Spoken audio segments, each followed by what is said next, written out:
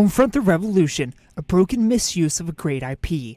Homefront The Revolution is an open-world first-person shooter set in an alternate universe where North Korea establishes control over the United States. And as the name suggests, it's up to you to spark a revolution in the city of Philadelphia. Despite this game technically being an open world, this unfortunately is actually a bunch of hub levels separated by travel points. This is not one massive map. And that's a shame because Deep Silver mistakenly decided to ditch the linear first-person shooter style this game originally was to jump into the saturated market of open worlds. And if you're going to jump into a saturated market where 9 out of 10 AAA games are unique or flat-out copying Ubisoft, you better make sure that your open world or Ubisoft clone world is worth existing in. This one isn't. There are two different zone types, a red and yellow. Red means anything goes. Yellow means there are civilians, and you need to be stealthy and destroy Korean property to get the citizens to rise up. The yellow zone liberating is required for the story. The objectives, much like the rest of this game, feels very copy and paste, even down to the location you need to get to in each zone. You can tell the developers tried to mix things up.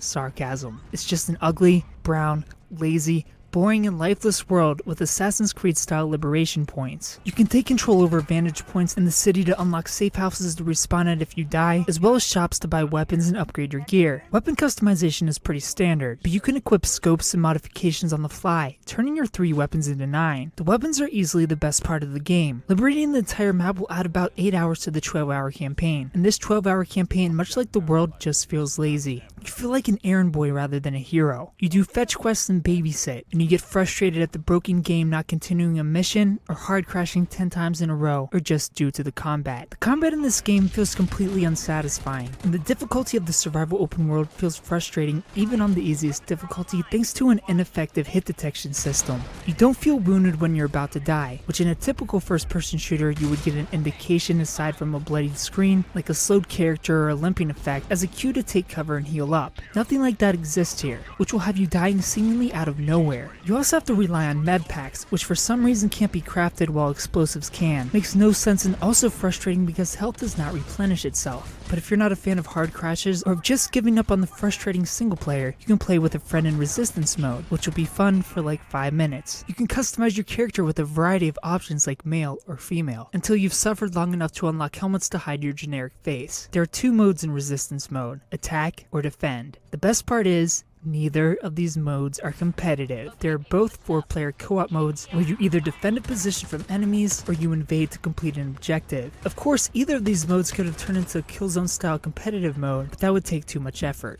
I give Homefront The Revolution a 5.5 out of 10. If you played Homefront The Revolution, tell me what you thought about it down in the comment section below. If you haven't played it, tell me if you plan on picking it up. Thumbs up. If you like the video, subscribe if you're new to the channel. Tune in Monday for first impressions where you find out what game we're playing next. Thanks for watching.